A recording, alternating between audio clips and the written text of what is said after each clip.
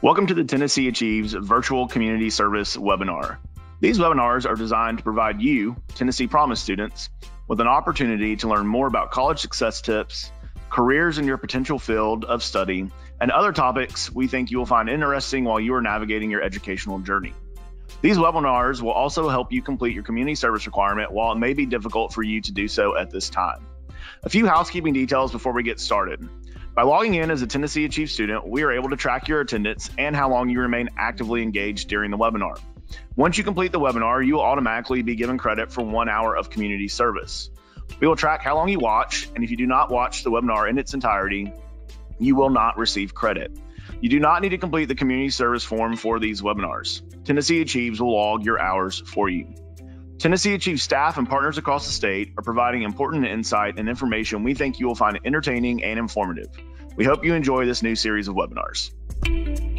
Welcome to the tnAchieves Virtual Community Service webinar series that we are hosting for students right now to help knock out your community service opportunities while it may be a little bit challenging to find some of those. We have a really exciting topic and a really exciting panel today talking about careers in entertainment and hospitality. For students that are interested in going to those, I think you're going to find we have a panel of experts at different points in their career that are going to provide some insight to you. We have Chase Singleton with Wilderness at the Smokies, Priscilla Moore with the Tennessee Entertainment Commission, Janice Goldthread with Hilton Corporation. I want to thank all three of you for being here today. Thank you so much. Absolutely. Thank you. Well, why don't we, just to get started, we'll just go, maybe Janice will start in West Tennessee and work our way east. But Janice, if you want to just tell us a little bit about yourself, maybe where you're from, where you went to college, degree or degrees that maybe some of you have more than one degree, degrees that you might have earned, and a little bit about what you do now. Okay, sure. I was actually raised in the Midwest, just outside of St. Louis, but I do currently reside in Shelby County, Memphis. As far as schools, I used to live in a smaller town called Jackson, Tennessee. So for my first school, I did graduate summa cum laude from the community college there with an Associate of Applied Science degree in accounting. Then received a transfer scholarship to Memphis at the University of Memphis, where I graduated magna cum laude with a Bachelor of Business Administration in accounting degree. For work, I currently do work for Hilton Corporation. So I'm in the hotel industry. I'm with the market analysis team.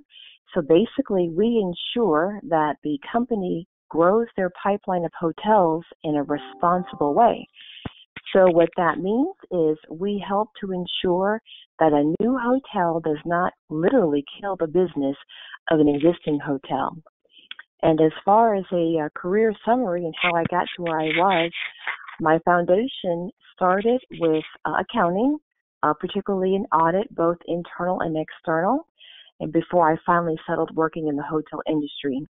So since I've joined Hilton about 13 years ago, I've had the privilege of working in corporate accounting on the fund accounting team, where I supported all 5 of our limited or focused service brand hotels, along with the upscale full-service Curio brand, in addition to 6 corporate entities. And then prior to that, I worked as a financial analyst in the hotel finance team, where I supported a fairly large portfolio of company-managed hotels with their owners. Great, Janice. Thanks so much for that overview. Priscilla, you want to go next? Sure.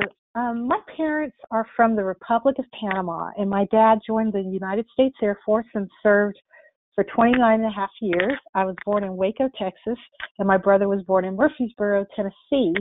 I attended Pan Canal College and then went to I actually ended up going to the Ron Bailey School of Broadcast so that I could become a DJ. And that diploma carried me for 38 years. And during my career, I would take classes, and I took advantage of the state of Tennessee paying for the free class a semester while attending National State Community College, where I got an Associates of Applied Science in Business Management and Information Technology. And now I am attending Tennessee State University, where I'm working on a bachelor's in accounting. when I was a DJ. It was wonderful, and I loved it. How many people can achieve their dream at such a young age? I was 20 years old. It was wonderful, but it turned out not to be the type of career I could rely on. And so you're subject to the opinion of whoever your program director is. So if they like you, you have a job. If they don't, you don't. And then tragedy struck my life, and my husband and we lost our first child, and it changed everything for me. So I decided to get a job in the office where I could be off on weekends and didn't have to work nights.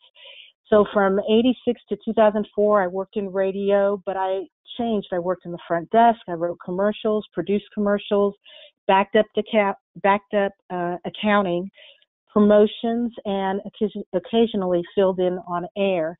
And honestly, you should never burn bridges, because someone who worked with me 20 years before had given me the opportunity to interview for a position at the Tennessee Entertainment Commission. And I ended up coming on as an assistant to the director, and then later became a project manager. I handle permits across the state of Tennessee. I work with every department depending on the needs of the project, and help those in entertainment utilize the resources that the state of Tennessee offers. I do a lot of research, locations packages, crew lists, finding out if a certain city needs a permit, or it can be weird things too, like finding a silver toilet that can only be used in a prison. So it's really a variety of things. You never know what they're going to ask, but thank you for asking the question. Yeah, absolutely. Thanks for being here. Chase, you want to tell us a little bit about yourself? Absolutely. So originally from Morristown, Tennessee, currently reside in Seymour, Tennessee, and most of you probably don't know where that's at. So that's very close to Knoxville in the Sevier County area.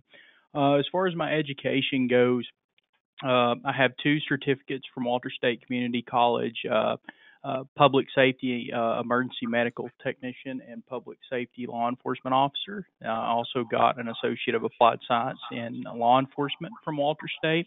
And then I moved on to Bethel University in McKenzie, Tennessee, where I received a Bachelor of Science in Criminal Justice, and then my Master of Business Administration also from Bethel.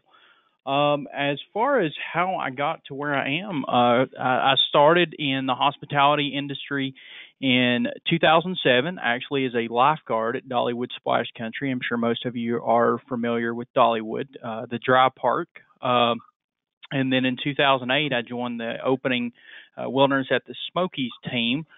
We opened in summer of 2008, where I joined the team as an aquatics supervisor, shortly thereafter being promoted to an aquatics manager. I left Wilderness shortly and only worked part-time for them from 2014 to 2016, where I worked full-time as a police officer for the city of Sevierville, and then also part-time as an EMT. And then in 2006, a full-time opportunity opened up back in hospitality, where I found out that that's where my absolute passion was at, in safety, risk management, and security. And I've been with Wilderness again in a full-time capacity since then. And then about a year ago, I was promoted to assistant general manager, which is my current position, and I essentially provide strategic oversight for all of our departments on property in the water park and lodging arenas. Great. Thanks so much for that background. I think what I'm already falling in love with this panel about is we've got 3 panelists that have all earned an associate's degree and have moved on to continue their education. I think it'll be very applicable to our Tennessee Promise students that are listening. Let's start. Hacela, we'll start with you on this question. What kind of jobs are available in your industry? And if you can maybe talk a little bit about what opportunities are available for students with an associate's versus a bachelor's versus working their way up, and maybe potential like income, potential earning potential based on degrees as well. Well, there's a lot of jobs. It takes a village to put a movie together, and I'm concentrating at the moment on the film industry. You have people that work in costume, unit production manager, line producers, camera, makeup artists, medics, armor, security, writers, composers, and the list goes on.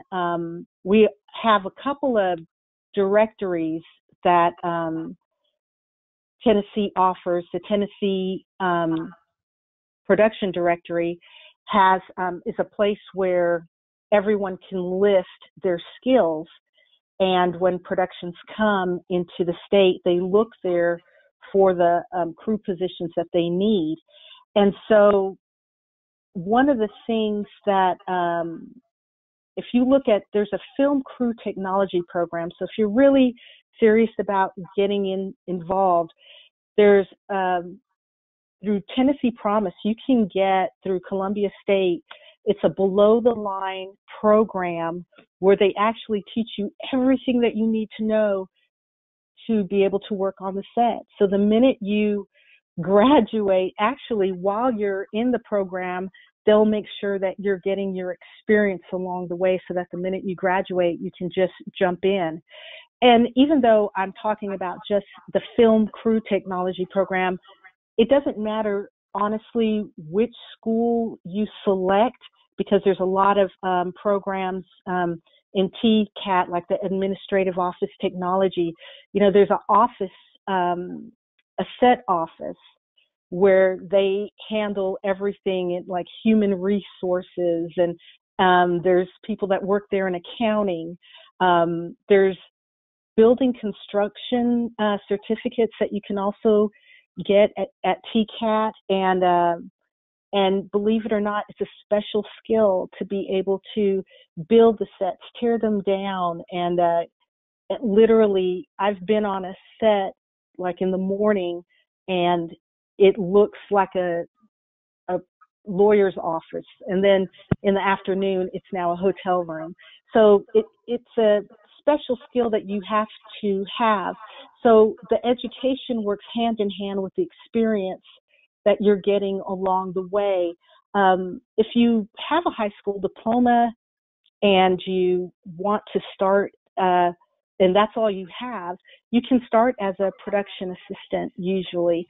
And it's the hardest, you're working the hardest on set. You start the earliest, you leave the latest. And usually they start you around minimum wage. But as you get more technical, if you can go to school and learn about camera equipment, how to, work in a grip truck and work with blue screens or boom mics. And all of these are technical skills that you will need. And if you take the time to earn a technical certificate in one of these areas, or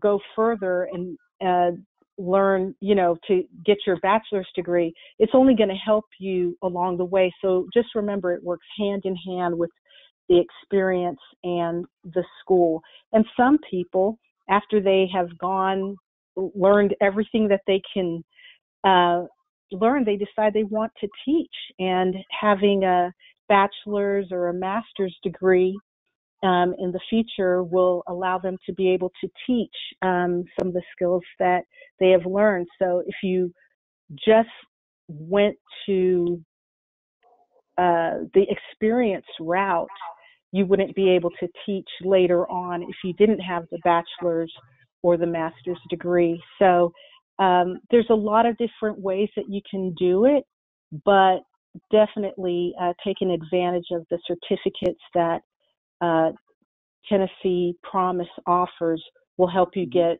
a great start getting your foot in the door. Yeah, that's really great. And it's certainly a route that a lot of Tennessee Promise students take. Chase, what about you? What type of opportunities are available for students in your career field? And as you get more education, what do those opportunities look like?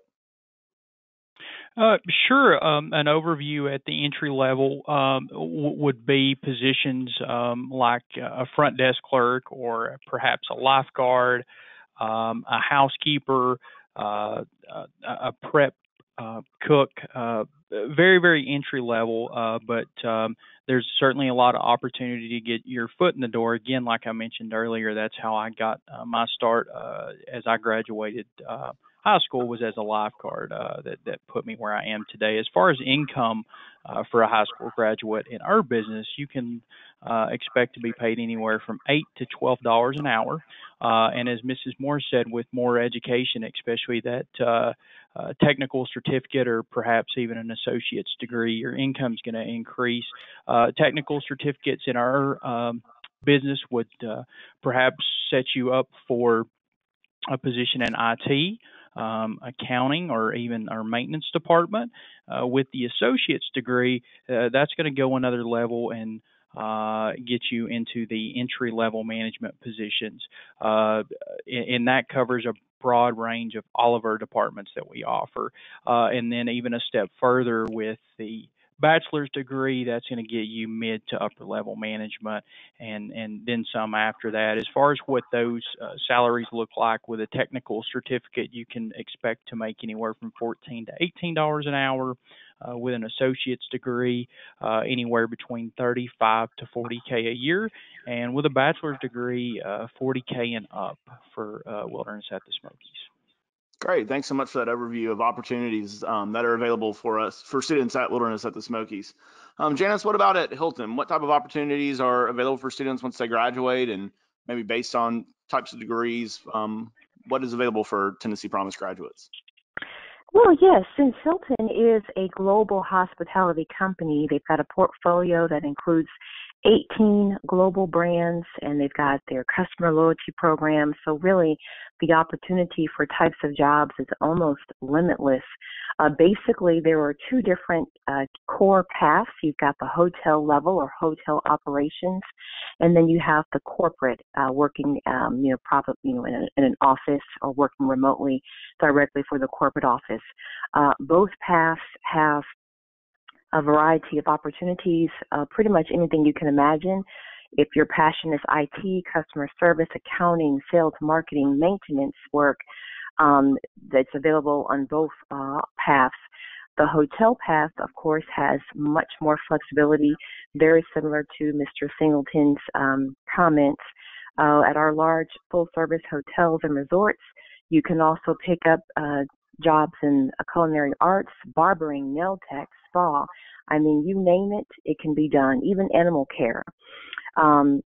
One of the things that I love the most about the hotel industry is it is one of the few industries that actually offer career advancement with just a high school diploma. All jobs require a smile, and in most cases, the individual can be trained to do the rest. I will say that a degree is often needed for upper management level positions, but that's primarily on the corporate side. If you choose the hotel path, there's much more flexibility for advancement. And then as far as the pay that is to be expected, I would certainly say that most positions in the hotel industry provide what I like to call a living wage, even for entry-level positions. So, of course, your salary will depend on your career path, whether it's the hotel side or the corporate side. But again, the hotel side is very lucrative. So let me just let you all, the panel, I would like for you to guess what was a bonus payout for one of our hotel managers here in Memphis in 1 year. And so this is just the bonus payout on top of the salary and on top of quarterly bonuses. Can you guess the annual bonus payout 1 year for one hotel manager? Mr. Singleton, Ms. Moore? Okay, Janice, I'm gonna say 25K. All right, you're too low. Ms. Moore? Let's go 40. 40K. You're too low. You're too low. Graham, Mr. Thomas. Well, I'll keep adding. I'll go 60. How about that? Perfect. You are exactly correct. Yes. So can you imagine? Going last has its advantage. This is on top of your annual salary, on top of your benefits package, and on top of quarterly incentives. that is what can be achieved at a moderately sized property. We're talking just around 300 rooms. So again, the Hotel Pass offers both salary and opportunity. It's really great. Thank you for that background, all three of you, on opportunities available at your companies. I'm going to ask you now all things a little more specific about where you work. Chase, we'll start this one with you. It looks like on paper, you've got a hotel, resort, and you've got water parks, two things that seem vastly different. So what is it like having to manage two separate business units like that? And what's the balance, and how did you learn those skills? Well, it is certainly a challenge at times. I will tell you that. In the winter season, in the off season per se, it's not so bad in that we only have our one indoor water park. So that's a little bit more manageable. However, in the winter season, we also offer an ice rink for ice skating in one of our outdoor wave pools. So although one of those parks are operational in the winter, it's a little different spin on your normal water park environment. But and as for the summer, with 3 water parks going in addition to the 714 guest units, it is a challenge, but I'll say our staff handles it very well because in the water park environment, your folks very much so learn to become utility personnel, and that's what I love about hospitality folks. They can juggle a lot of different hats and be successful. But for example, our lifeguards take it in stride. Those that work outside certainly come in the fall season and handle it very well. A little bit warmer outside, of course, versus the indoor water park. But as far as our housekeeping teams and our food and beverage teams and our maintenance teams, they are all cross-trained to do both sides. And we also have a new exclusive outdoor water park coming online this summer. So cross-training is a must, but our folks handle it well. So it sounds like in order to be successful in your industry or at Wilderness Smokies, you've got to be flexible, you've got to be adaptable. And I'd imagine that there's a great deal of being able to manage your time efficiently. That's something that we hear from students is constantly a struggle. So how do you go about managing your time when you've got so many different tasks at hand? Well, definitely plan. A lot of times if you fail to plan, you're planning on failing. So that's something our management staff does very well because there are so many parts, as you mentioned. You must plan for anything and everything, and as what our industry is facing right now, as soon as we caught wind of the coronavirus, we plan for that. So it's a new task every day, but you have to plan and manage your time in that regard. Yeah, it's something we hear from students often. Thanks for sharing some insight into that.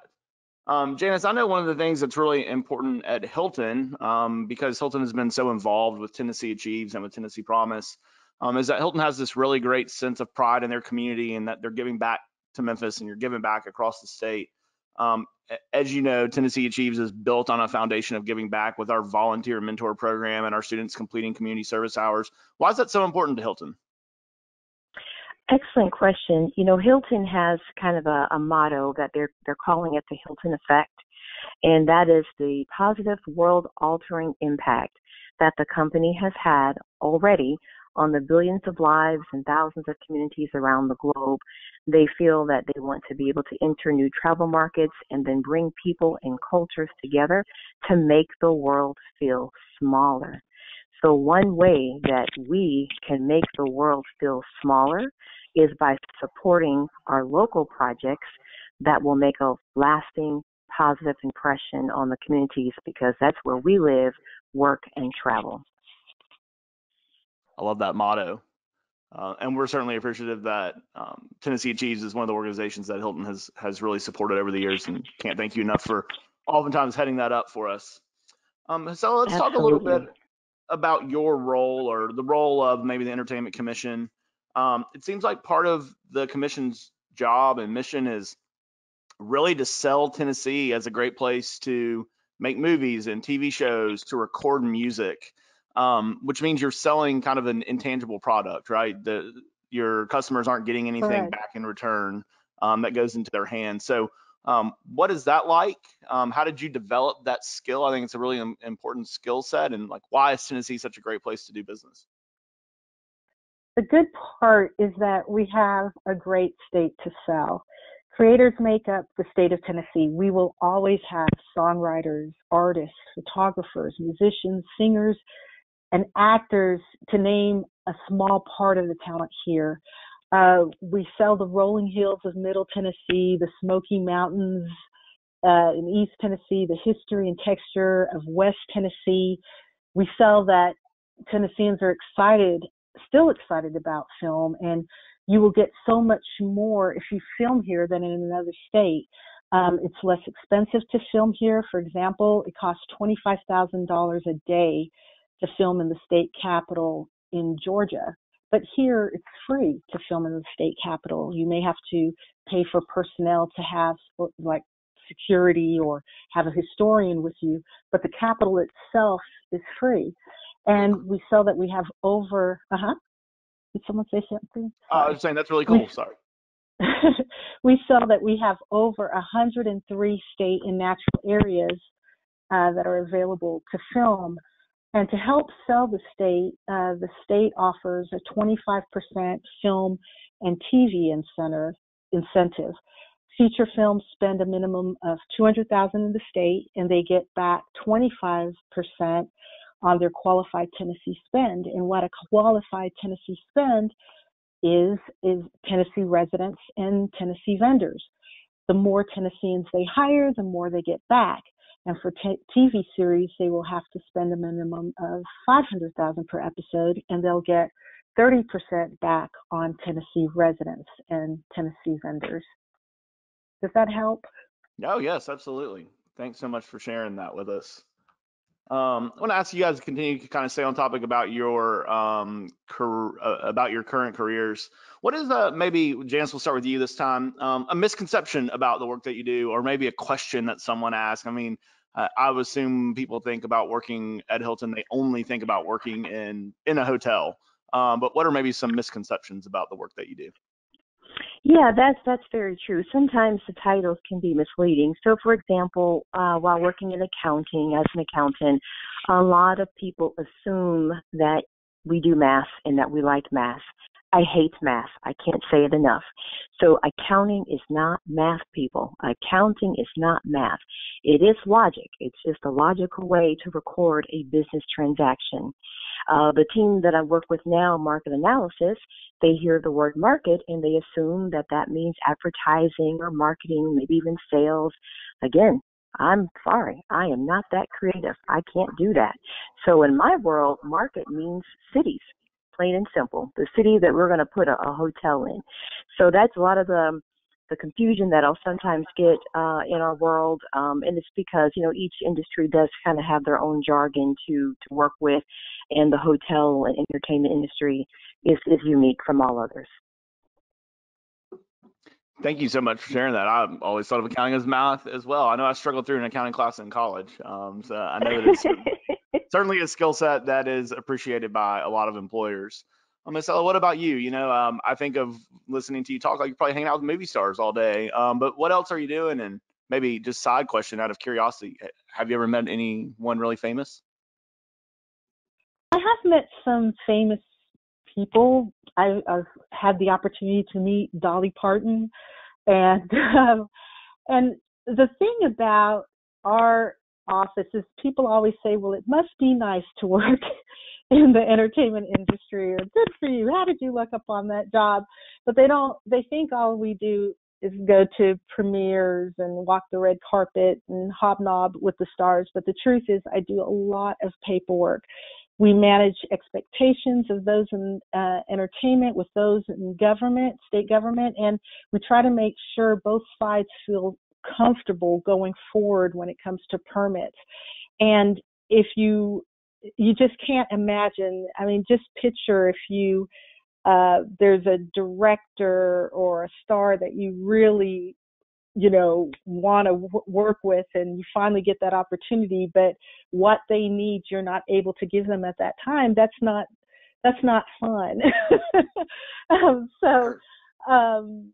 But it's not all glamour. There's a lot of hard work to it, and you're really trying to let these filmmakers know that Tennessee has the experienced crew to be able to work on their projects. And so there's a lot of hard work that goes behind the scenes, and so keep that in mind when you do choose this field.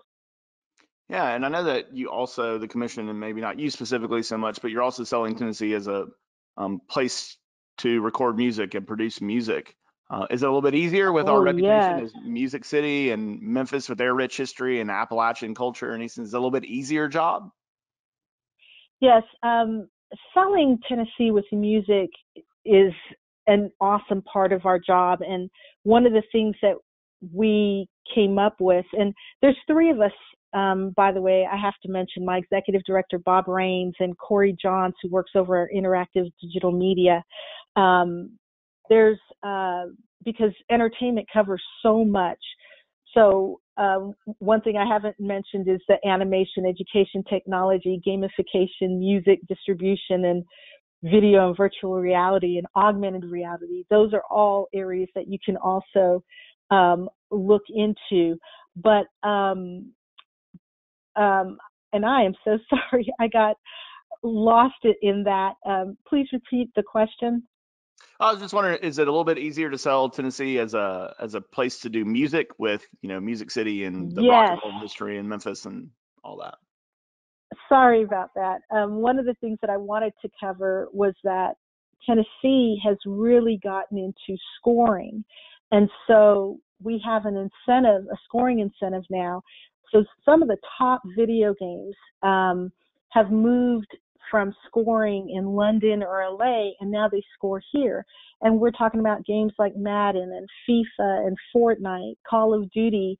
The Oscar-nominated film Harriet scored here, and the score for Star Wars was recorded here. And what's so important to know is that we have a lot of musicians that can get the take on the first take. Like they just can play it through one time and it's done. And that's a talent that you can only get here in Tennessee. And that's from the east to the west. So we're very proud of our talent pool that we have of musicians. So thank you so much for asking that question. Yeah, very cool. Chase, I imagine that you're not just riding the water slides all day. I hope you get to ride it every once in a while. But what are maybe some misconceptions about your career and the things that you do every day? Well, it's funny you mentioned the water slide. So I also coach a baseball team, and something that the players always say is it all you do, coach, is ride water slides all day, every day? And I wish that was true. But as you can imagine, hospitality is a 24/7 operation. Just to give you a little bit of background, but I answered my last email 5 minutes before my son was born in December. So there's certainly a lot of work that goes on around the clock. But there is a whole lot of fun. I mean, hospitality folks have a good time because the goal is to ensure a guest has an enjoyable time. So we certainly have fun along the way. I do occasionally ride water slides. When we were building this modeling this water park across the street that we're building, we did actually go to a couple of different parks. And of course, you have to test the water slides before you make a purchase decision. So that may have happened, but it's not fun 24/7. There's a lot of hard work that goes on with that. Could imagine. Well, it sounds like the testing job is at least a little bit of fun there. It is. Certainly, there was a good time had with that for sure. So we are talking with large employers all the time about what they're looking for with students, and one of the things that we continue to hear from employers across the state is the soft skill side, how to work in a team, how to collaborate, how to think creatively, how to solve problems. Is that something that I would imagine in your industries, you need people that are customer focused and really putting the customer at the forefront of all the work that you're doing. So I would imagine that's something you guys are looking for. And is it something you've found to be a challenge? And what can students be doing to get those skills that, you can't just read in a textbook? Stella, you want to go first this time? Yes, soft skills are very important. Listening, customer service, working with a team, making sure what you say you're going to do, you do, because your executive director or your coworker or customer, they're really depending on what you said that you would do. They're depending on you fulfilling your job to completion. And if you don't have the ability to play well with others, you will have a hard time, because someone is always watching you. Someone may look up to you, and how you treat a customer may make them not so fond of you in some way. It could be to the point where they tell someone higher up that you don't represent the company well. So soft skills are very important. And as you deal with fellow students, and you volunteer on their projects, just be sure to be dependable, show up on time, stay later if you have to. You just never know if one of them will be the ones that are, writing your recommendation letter. Yeah, I think that's really good advice. Chase, what about when you're looking at bringing people on?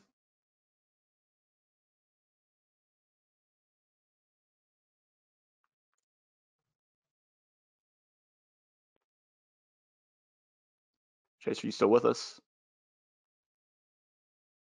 Hey, I'm sorry, I cut out there.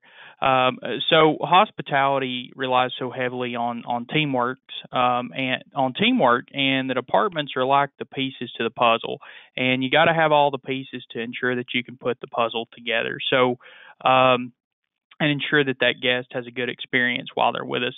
Something that comes to mind immediately is athletics, be it intramural or possibly even a recreation league, to develop some of that teamwork, and also maybe even some volunteer experience. That always helps. We have a motto here, service before self, and so if you're perhaps volunteering and such, you're going to put other folks first, and that's what we try to do with our guests here. Yeah, that's really good advice. I think that teamwork piece can be a real challenge for people if you've never done it before. Janice, you mentioned earlier that to work at Hilton, you need a smile. So I would imagine customer service is really important. But what kind of skills are you looking for, and what can students be doing to get those now? Yes. Well, first, I have to certainly agree with the things that both Gazella and Chase have mentioned. Excellent points. And at Hilton, we want to take it, even a little deeper dive on this topic, because it's so important. I've reached out to our HR panel and got some real-time feedback from them. They identified 10 key points that they are looking for that they don't always find in candidates. Let me just list them for you. Number 1, excellent writing skills. Mm-hmm. Number 2, effective communication, both written and verbal. Number 3, leadership ability, which would include inspiring, influence, and leading others. Number 4, building professional relationships and networking. Number 5, must have emotional intelligence. That is the ability to identify, evaluate, control, and express your emotions. Number 6, know the difference between being assertive and being aggressive. Number 7, be sensitive to the professional culture of the organization. Number 8, ask the question when you don't understand. Number 9, a professional appearance. We understand there's a business casual, but even that does have some limits to be mindful of. And then number 10, understand business finance and business acumen.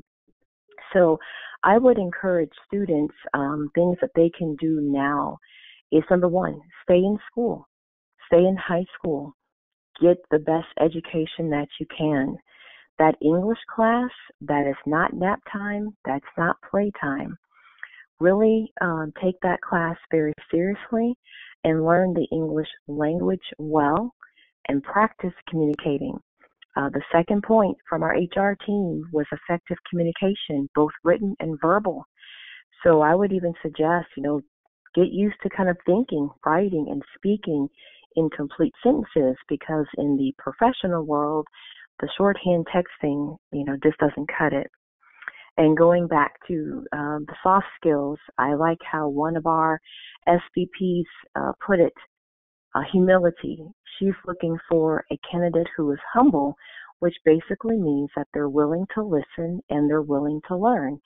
As I mentioned before, we can hire the smile and teach the rest, but only if that candidate is teachable. So I also encourage students now to practice listening to others, both in authority and to their peers. So that includes their teachers, their parents, their classmates, and then again, learning how to communicate in a dignified way, even if you feel you've been wronged. Yeah, that's really good. We've recorded one of these webinars on leadership with a couple of our board members and our executive director, and that humility topic came up over and over again, that being humble is such a key piece of this, and the writing one continues Yes. to show up over and over in our webinars as well, that a lot of students don't have great writing skills, and you need that to be an effective communicator. Chase, we'll go to you next, and then we'll work through the panel here. One of the things that we also hear from employers kind of over and over is that ability to problem solve, the ability to think outside the box, and get creative with your solutions, and even to a point, taking calculated risk and learning from failures. I know that right now we're probably in a very uncertain time for your industries. People aren't traveling. People probably aren't producing a lot of films or music right now. Chase, can you talk about how important it is to be able to problem solve and think outside the box? And if you have any, real life examples you can share with us, that'd be great.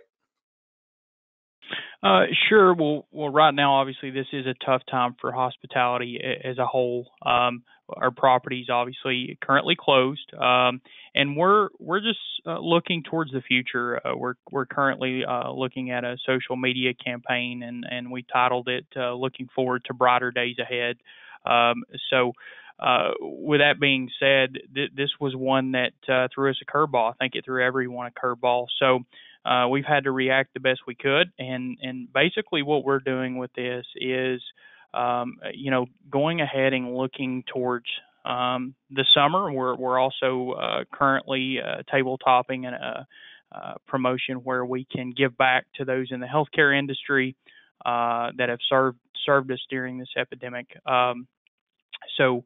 Very important, like in this, didn't plan for this, but we've shifted the best we could in accomplishing what we can in the short term. Yeah, I think it's always fascinating to see too, in times of hard times like this, how companies and people get creative and rise to the occasion and help those that are helping us. And I think that's a really cool thing that you just mentioned there.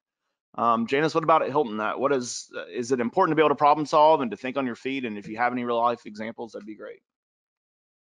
Absolutely. I mean, as Chase mentioned, dealing with this COVID-19 virus situation has taken a huge negative impact on the hospitality industry. Unfortunately, our company has had to make some very hard business decisions which have impacted team members globally, including myself. But in response to that, we can see where our leaders, and particularly our CEO, was one of the few that was privileged to meet with the President of the United States on March 17th to specifically discuss this pandemic that we're facing. And all of these executives addressed the loss of the business that the industry has faced, and they even advocated for financial help to support their employees. So you talk about being able to kind of mobilize very quickly and think on your feet. That is something that is needed when you're faced with something that is unforeseen and so unexpected. Yeah, and what an honor and what a privilege for the CEO to get to have his voice heard on such a national stage like that, and comes from good leadership for sure. And we've done a webinar on leadership. So I appreciate you sharing that with us. Hassela, what about you? I would imagine that the ability to think on your feet on a movie set is always important. I would imagine that there's a whole host of things with lighting and electronics and microphones and the weather and all kinds of things could probably throw you for a loop really quickly. So why is it important to be able to think on your feet, and any real life examples you can share?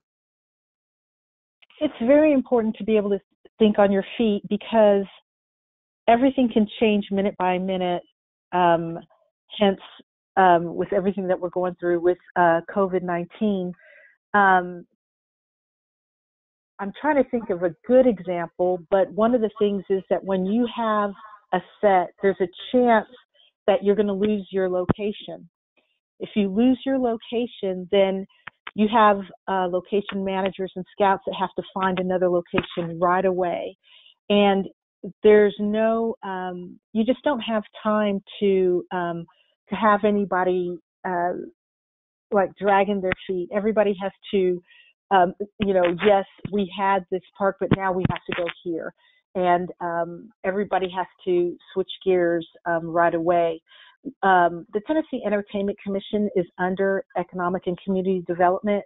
And so we have turned all of our social media ever since this epidemic, the pandemic has started, to promoting information about COVID-19 that will help constituents all over the state. And so we have a lot of musicians and actors and crew and a lot of people that work that are freelancers and independent contractors, so they're not able to qualify for a lot of the aid that was being offered by the state and federal government. So our executive director managed to work with the National Songwriters Association International and reached out to our congressmen and senators and representatives to make sure there's language in the relief bills that will include freelancers and independent contractors, which can cover songwriters, screenwriters, musicians, and crew. And so we've turned our news website into just information on aid that will provide relief for those employees that are working in the entertainment industry. And we listen to the governor and follow his lead. Whatever he is promoting, we try to promote. Like right now, we're promoting do your part and stay apart. And so minute by minute, day by day, we are thinking on our feet and making changes and doing whatever we have to do to make sure that everyone is safe, including our filmmakers and musicians. Thank you. Well, I appreciate you all providing that feedback. And I would imagine in an industry that is probably used to operating 24/7, 365 days a year, that these are some weird times for you guys. So I appreciate you sharing some insight into that. Janice, if we have students that are listening now are probably interested in this field. What do you think?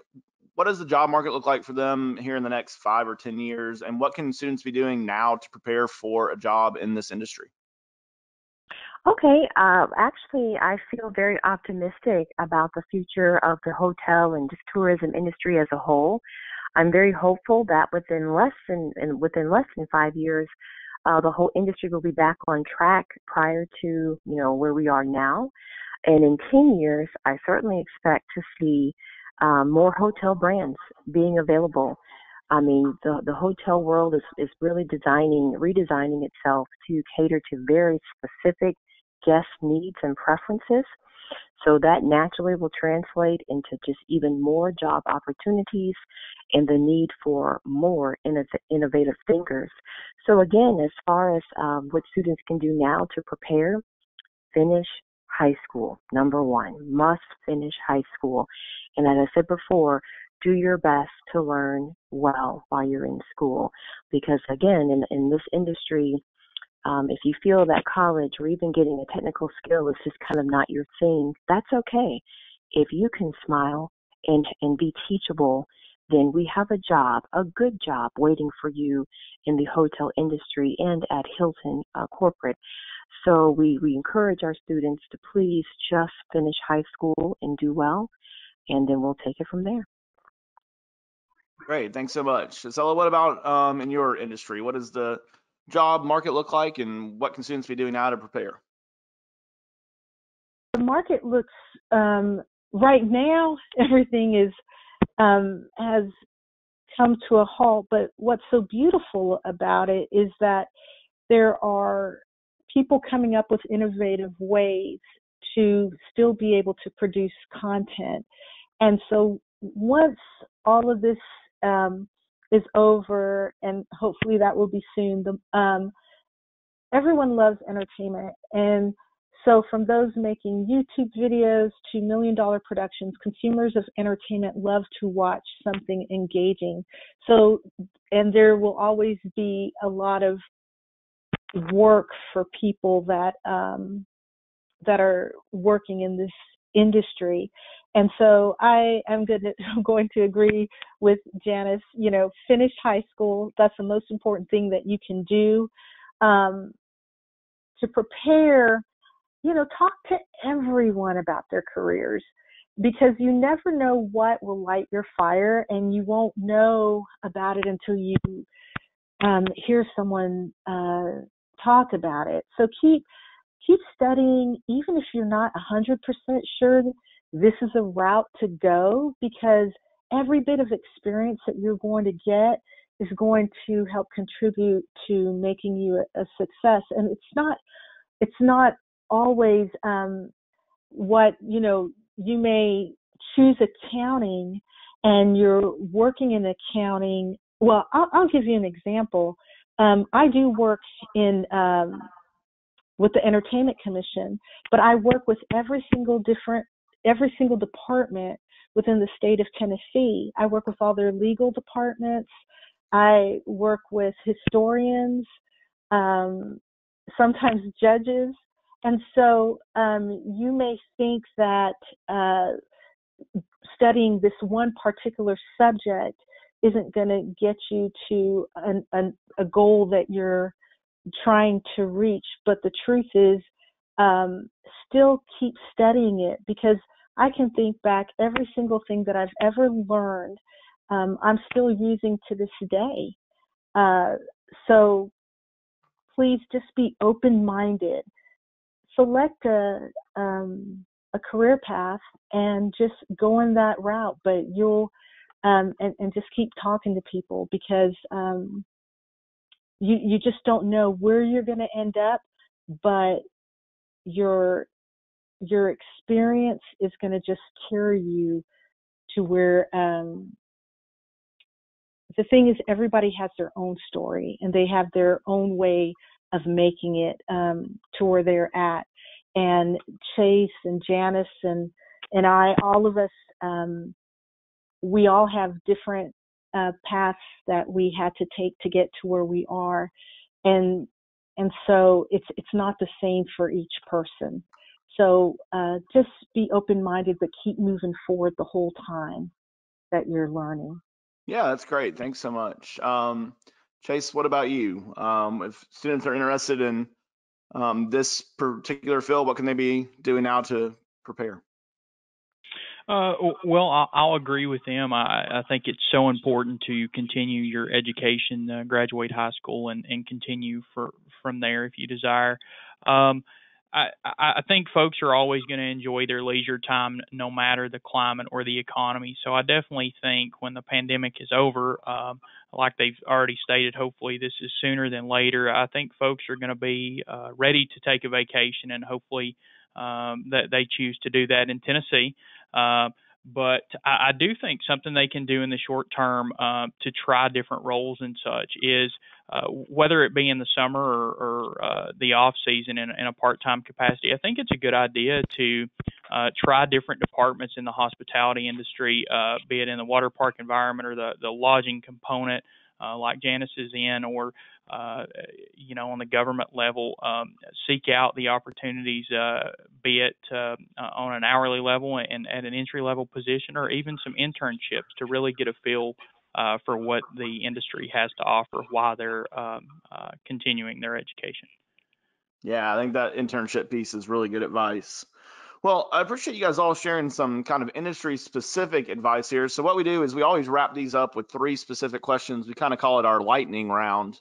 Maybe just we're getting close on time, so just real quick answers, 1 or 2 sentences. Chase, we can start with you. But what is one thing you know now that you did not know when you were in college that you wish you knew?